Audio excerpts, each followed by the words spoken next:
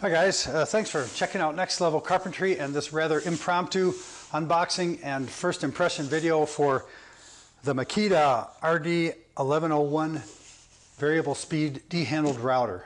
I've got a small profile routing project here in the shop, and I was going to use my old Bosch router, but I thought this thing's been sitting on the bench over there for a while, so what the heck, why don't I just bust this baby out today and see how it goes.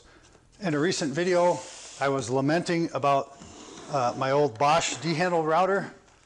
This guy has been dying a slow death at hard labor for a number of years, and for whatever reason, it's a fantastic router, but Bosch quit making them. Can't get this guy anymore, and because I was kind of grumbling about that, a couple viewers and a patron mentioned this Makita and said that it was a great tool. And the reason I had not considered it before that was way back in the day. I mean, this was early 1980s. That was just after the time they came out with electric routers. They upgraded from the hand crank ones I started with. And but I had Makita D-handled routers at that time. They're great for doing laminate work, but the mechanism they had for setting the bit depth was kind of pathetic. So as soon as I could, I switched to a Bosch router from the old Makitas. Now it looks like Bosch has dropped the ball and Makita's at the top of the heap again. So I am literally going to open this up and use it for the very first time right here and now on this video. So let's see what this guy looks like. I get the impression this router is boxed up different ways if you bought a kit or bought it from a different supplier. This was from Amazon. Great price, couple $100 and change. And part of that low price might be the fact that it came in a cardboard box, but that's okay because I don't want a case for a router. I just store it in the bench. So there it is, a cardboard box with a router in it. Go figure. In the box is the aforementioned router. Nice looking machine. It's a nice feel to it. It's a little top heavy. I guess that's just going to be the way it is with the motor like that. A couple instruction manuals and the collet wrenches and a second collet. This looks like the 1/4-inch collet here. Yep, the 1/2-inch collet comes installed on the tool, and it looks like it does take 2 collet wrenches for installing the bit. I'm just going to go through the features and adjustments that I see here. I'm not reading the manual, I'm not doing nothing, but taking 40 years of experience with routers to look this over. The motor must be removable from the base. The motor plugs in with this deal here. I'm thinking that this extra cord is probably going to be a pain over time. I might put a zip tie on that to get it a little more constrained.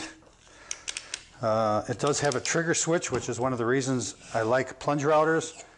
The trigger can be locked on should you want it to be locked on. Looks like there's an override on-off switch on the top. Kind of a safety feature. I like that. There's this variable speed, which is something that's a great feature on a router. The bigger the bit, the slower the speed. The smaller the bit, the higher the speed. And the adjustability helps tailor the bit speed for the work at hand and the bit being used. That is an upgrade over the Bosch. The Bosch was just a single speed and I made do with it, but variable speed is always nice. Tool's got a nice heft to it. It's got a decent secondary knob for when that's needed. That's a D with a comma after it maybe. But the handle can be switched for right or left hand use. I'm a right hand user, so that's good. Little arrow on the base shows the router bit cutting direction, which is handy sometimes. It's a good heavy extension cord. Maybe a little heavier than necessary, but it'll probably also be more durable. So that's a good thing because things kind of get abused in the shop. Looks like there's easy access to the brushes should they need to be changed or cleaned. And I guess last but not least, the most important feature is going to be the height adjustment. That's accomplished by turning the router, hence the long cord. I see that now. Need that cord for setting the height adjustment. That looks like the rough height adjustment there by turning the motor. And then a micro adjustment is going to be made by adjusting this ring. That'll take some getting used to.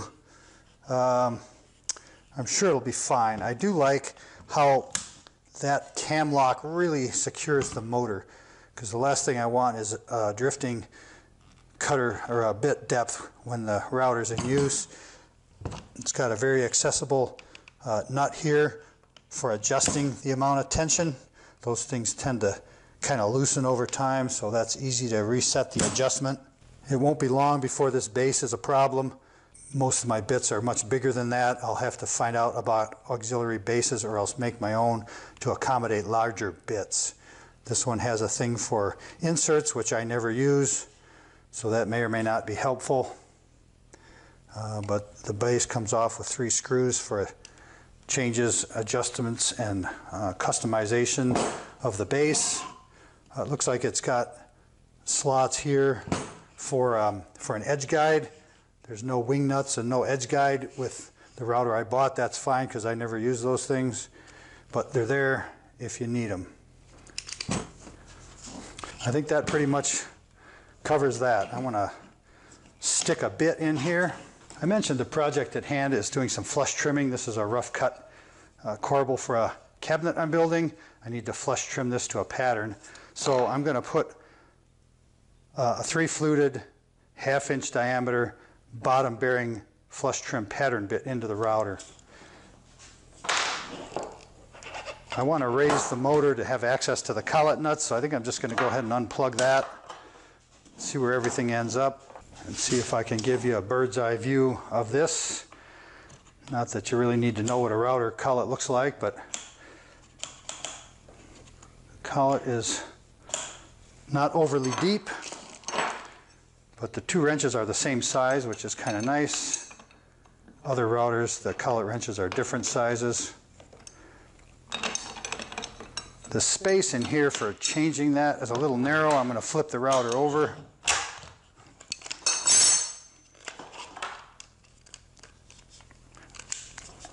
And lock that.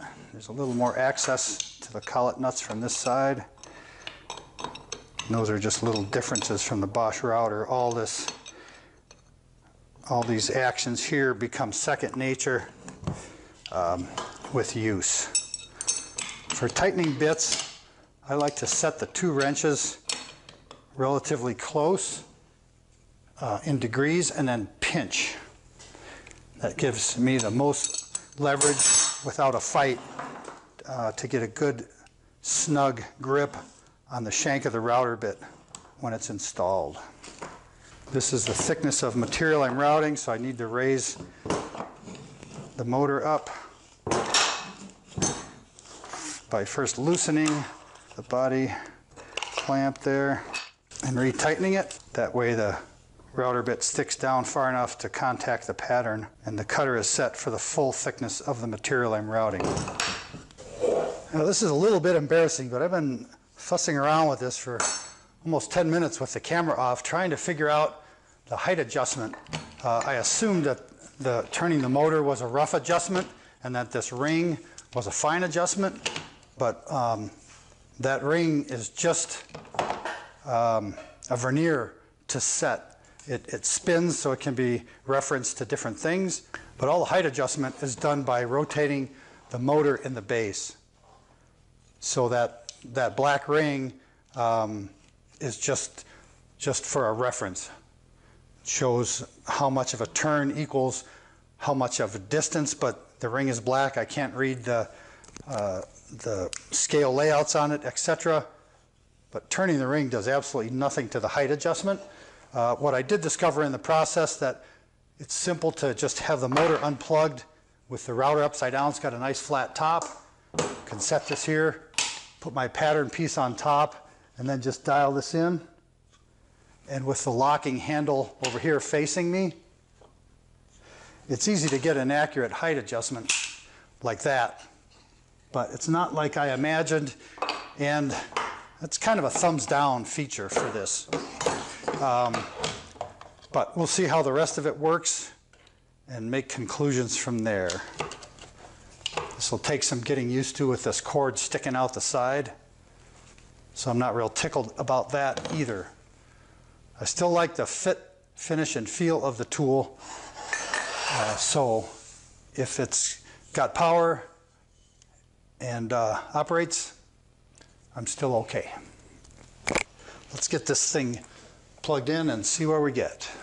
And I will point out that I'm going to have to absolutely get in the habit of having the safety switch off, having this thing unplugged or this thing unplugged, because moving this around to make adjustments, it's way too easy to hit that trigger, and that's a dangerous thing. So get the ubiquitous twist ties off the cord here. And all the reviews talked about the quiet power this machine has, or this tool has, so I'm kind of looking forward to that. The Bosch with its old bearings, etc., was getting pretty unpleasant to listen to. Let's see if this says, yeah, clearly on and off. That's off. Plug that in. A pair of crusty earplugs. Make sure it doesn't work with that in the off position. That's the case. Flip this on. Hit the trigger.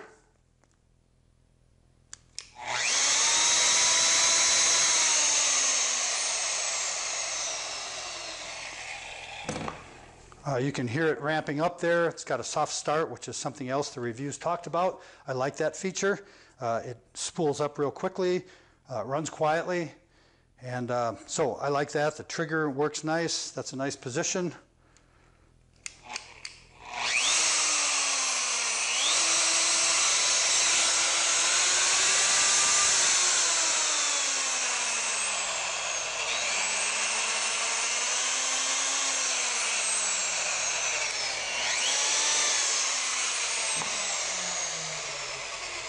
Well, that all looks good, sounds good. I like the feel of it when it's running. It's nice and smooth, and the noise is definitely not ear-splitting, but I will use earplugs while I'm doing this edge.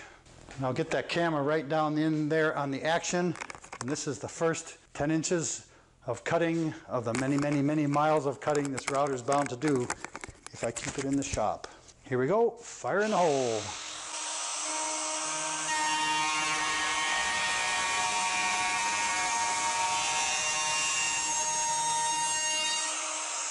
And that's exactly the sort of routed finish that I'm looking for. The burn marks are from the fact that that's a rather old router bit with many miles on it, but the tool performs smoothly and flawlessly, so I like it.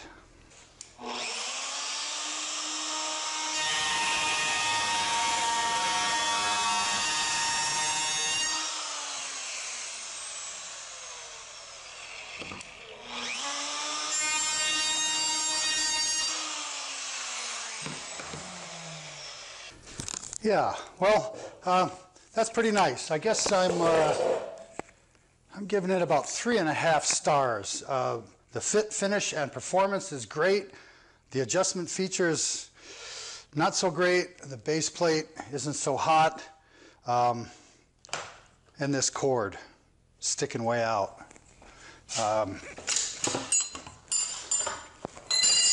Typical of this sort of thing, you could combine the two and have a Makita or a Bosch router, I would keep the feature of a short cord and the motor going directly up and down for adjustments instead of twisting it.